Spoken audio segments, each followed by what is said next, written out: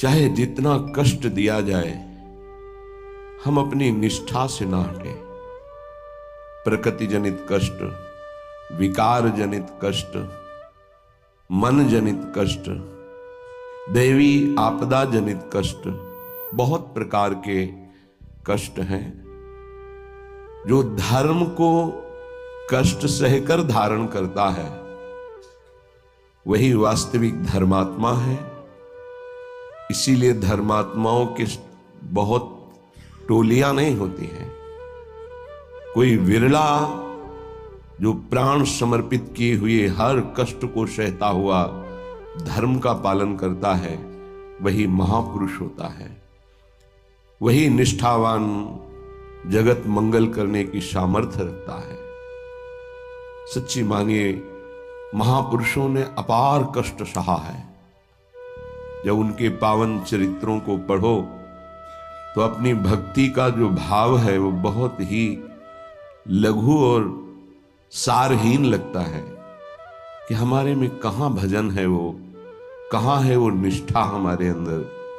प्राणों को पुष्प की तरह न्यौछावर कर दिया अपने धर्म पालन के लिए, अपनी उपासना के लिए, अपनी निष्ठा के लिए प्राणों की आहुति दे दी और आह नहीं किया और जय ही मनाया, आपकी जय हो। हे प्रभु, आपका ये जो विधान है ये मुझे परम मंगल सुखदायी है। मतलब दिमाग कहाँ नहीं करता। जब महापुरुषों के चरित्रों का अवगाहन करो तो रोने की सिवा और कोई रास्ता नहीं दिखाई देता।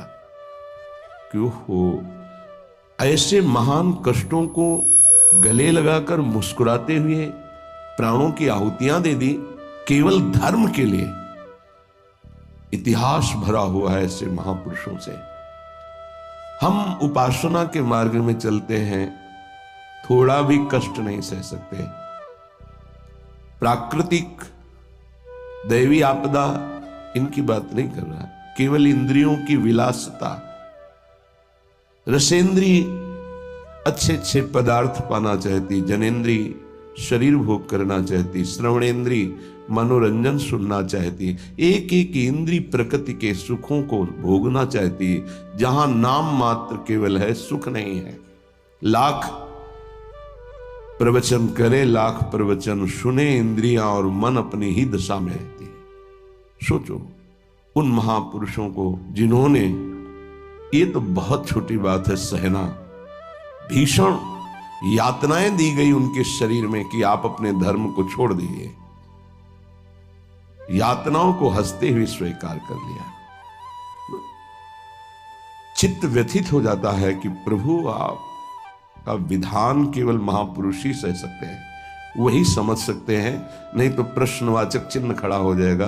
आप कहां थे जब ऐसा हो रहा था? तो आप कहां थे? आपका व्रत है करऊं सदा तिनके रखवारी, महिमा सुनी है सीम की चाप सके को ताशु, बड़ रखवार रमापति। फिर ऐसा, पर वो प्रश्नवाचक चिन्ह शरणागति अधूरी कच्ची होने के कारण होती है। उन महापुरुषों का अपना अस्तित्व ही नहीं रह जाता है, केवल स्वयं भगवान ही बैठे होते हैं। तब ये स्थिति, उपासक सुख दुख को न देखे, इष्ट देव को देखे, अनुकूलता प्रतिकूलता को न देखे, अपने धर्म को देखे, अपनी उपासना को देखे, तभी वो आगे बढ़ सकता है। सच्ची कहते हैं, हृदय रो पड़ता है इन महापुरुषों की निष्ठाएं देख करके कि वाह कैसी धर्म निष्ठा है। देह प्राण ते प्रिय कछु नाही, किसी का भी हो, देह और प्राण बहुत प्रिय है। लेकिन इन महापुरुषों ने, गुरुजनों ने देह प्राण की किंचन मात्र परवाह नहीं की धर्म के लिए। हम छोटी सी वस्तु भोजन, छोटे से इंद्रियों के भोगों के लिए अपने धर्म का त्याग कर देते हैं। महापुरुषों ने अपने प्राणों का त्याग कर दिया लेकिन धर्म नहीं त्यागा। ये जब तक निष्ठा नहीं आती तब तक हम अपने आराध्य देव के प्रताप, महिमा और उनके प्यार को नहीं समझ सकते। अनुकूलता को, सुख को, सम्मान को तो कोई भी कृपा मान के स्वीकार ही करेगा, लेकिन प्रतिकूलता को, अपमान को, दंड को, तिरस्कार को जो कृपा मान करके सहता है, उसे महाभागवत कहते हैं, उसे महापुरुष कहते हैं, उसे भक्त कहते हैं। क्योंकि ऐसे महापुरुषों के हृदय में स्वयं सच्चिदानंद भगवान विराजमान रहते हैं। ये संसार बड़ी आग की ज्वाला है। आपको इसलिए नहीं दिखाई दे रहा, आपका चश्मा ठीक नहीं है, नेत्र ठीक नहीं है। नाम जप कीजिए, निरंतर नाम जप कीजिए, फिर देखिए कैसा लगता है आपको ये संसार।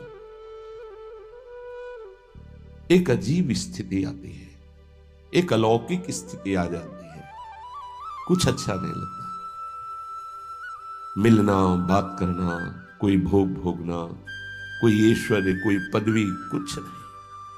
एक ऐसी आग जलती है सच्चिदानंद की, ये सब झूठा आकर्षण क्षण में नष्ट हो जाता है।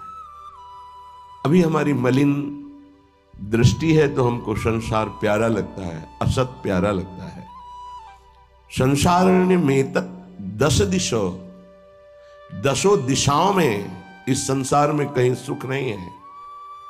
दुखालयम अशाश्वतम, भगवान कह रहे हैं, महापुरुष कह रहे हैं, हमें सुख दिखाई दे रहा है। हमारी बुद्धि पतित हो चुकी है, मलिन हो चुकी है। ये दावानल संसार, जंगल में जो आग लगती है उसे दावानल कहते हैं। ये भड़क रही है, मैं भी उसकी लपेटों में आ रहा हूं। श्रीपाद कह रहे हैं, क्या कर सकता हूं, असमर्थ हूं। ये हृदय की बात है। हा वृंदारण्य, काम क्रोध लोभाद्यति बल बहल व्याल संकीर्ण में तत्। ये काम क्रोध लोभ आदि अनेक बलवान सर्प हैं जो अपनी कुंडली में फंसा करके डस लेते हैं और उनका विष चढ़ जाता है। कुछ तो ऐसे हैं लील ही जाते हैं, अजगर आदि। तो लील जाने का मतलब पूरा जीवन निकल गया काम चेष्टा करते हुए, समझ ही नहीं पाए। पूरा जीवन निकल गया लोभ धन की प्राप्ति के लिए, समझ ही नहीं पाए। सुखी वही है जिसने भगवान नाम का निरंतर स्मरण प्रारंभ कर दिया। वो सुखी, वो बेचारा। तुम्हें लगता है वो सुखी, बेचारा है। थोड़ी देर अगर उसके मन में अपने मन को मिला के देखो तो पता चलेगा उसका मन कितना जल रहा है, कितना दुखी है, कितना वासनाओं से गंदा हो चुका है। और शरीर छूटेगा तो बैंक बैलेंस यही रहेगा, वो गंदगी ढो के अगले जन्म में भोगेगा जाके। माने ये असमर्थता का सूचक है। वृंदारण्य किम कुर्मः, मैं क्या करूं, कुत्र यामो, कहां जाऊं, आपकी शरण ले लिया हूं। ये काम क्रोध लोभ आदि ये हिंसक पशुओं की तरह हम पर टूट पड़े हैं, या ब्याल वहल ब्याल संकीर्ण में तत्, इन्होंने हमें फंसा लिया है। देखो महापुरुष ये निर्विकार हैं, ये हमारी स्थिति को भांप कर बोल रहे हैं ऐसा। ये काम क्रोध लोभ आदि ये ब्याल सर्प की तरह मुझे अपने में बांध लिया है। जब सर्प बांधता है तो प्रतिपल वो अपने पाश से कसता जाता है, उसकी हड्डियां चूर चूर होती जाती है, फिर वो उसे निगल जाता है। ऐसे ही काम क्रोध लोभ मोह मद मत्सर ये ब्याल की भांति हमको फंसा चुके हैं। हम असमर्थ हो चुके हैं और हमको डस लिया है, इसलिए जहर चढ़ गया है। मेरे को कोई झुका नहीं सकता, मैं धनी हूं, ऐसे न जाने कितने जहर की तरंगें उठ रही। कहां जाऊं, क्या करूं। हे हरि हे वृंदावन धाम, आपके सिवा मुझे कोई शरण में स्वीकार नहीं कर सकता। पक्का कोई स्वीकार नहीं, सब स्वार्थ के वशीभूत है, सब असमर्थ है। कौन मेरी रक्षा कर सकता है? क्योंकि अगर किसी को पुकारूं कि मेरी काम से रक्षा कर दो तो खुद काम से पीड़ित है। किसी को कहो कि मुझे क्रोध और मद से हटा दो, बचा लो, तो इस संसार में कोई नहीं बचा सकता। दो ही हैं बचाने वाले, हरि या हरि के प्रेमी जन, दूसरा कोई नहीं। तुम तुम्हार सेवक असुरारी, स्वार्थ रहित जग जुग उपकारी। जुग माने दो। स्वार्थ रहित अगर कोई उपकार कर सकता है, मुझे बचा सकता है, तो भगवत प्रेमी महात्मा या स्वयं श्री भगवान। इसलिए हा हरि यामो हरि हरि शरणम स्वस्य पश्यामि नान्यत्। मैं देख रहा हूं कि मुझे कोई स्वीकार नहीं कर सकता। अच्छे सद्गुण और स्वार्थ की पूर्ति होती हो तो सब हाथ मिला लेंगे, लेकिन जब दुर्गुण अपने ऊपर शासन कर रहा हो और किसी की स्वार्थ की पूर्ति हमसे ना हो तो हमसे कोई बात नहीं करेगा, कोई नहीं बात करेगा। किसी से हम बात करना चाहें तो वो घृणा और त्याज्य भाव से देखेगा, है गंदा आदमी, क्या है इसके पास।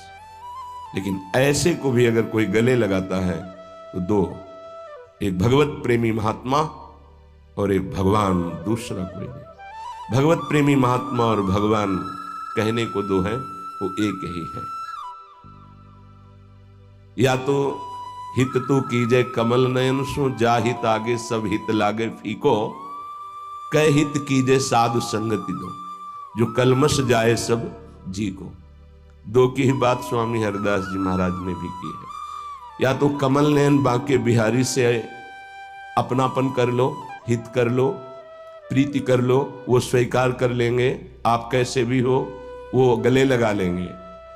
और या साधु संगति सो, वो भगवान और भगवान के जनों में अभेद है, तस्मित् तज्जने भेदाभावात्, वो वही हो जाता है उनके चिंतन के प्रभाव से। तो जैसा स्वामी का स्वभाव वैसा सेवक का स्वभाव, जैसा स्वामी का प्रभाव वैसा सेवक का प्रभाव हो जाता है।